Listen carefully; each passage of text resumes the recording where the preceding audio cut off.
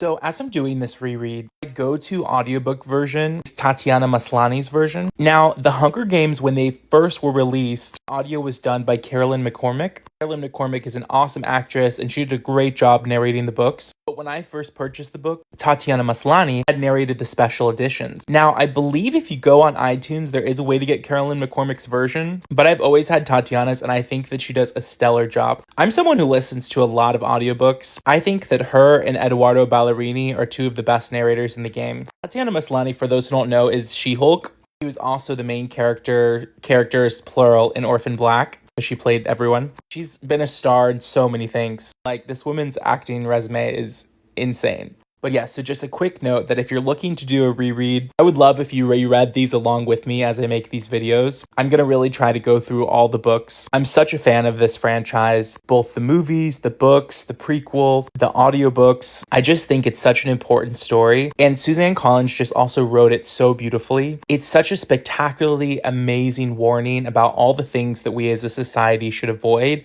And instead, the things that we should focus on, like our family, our friends, cooperation, taking care of one another, instead of the hyper-individualism and oppressive systems that these governments force us into. And I just think that these books so exemplify the grit of humanity. Katniss is such a character to root for. I think her internal monologue, she doesn't always know the right thing. She makes mistakes. She's just so believable as a human being. She sometimes jumps to the wrong conclusion, but we get that internal monologue and get to walk through with her through the different steps as she comes into her own and becomes the symbol of this, revolution. And I think the books are just such a model, one, for writers. I think writers all could benefit from rereading these books. Plotting-wise, it's just a masterclass on how to plot a novel. But I think subject-wise, too, there's just so many insightful things.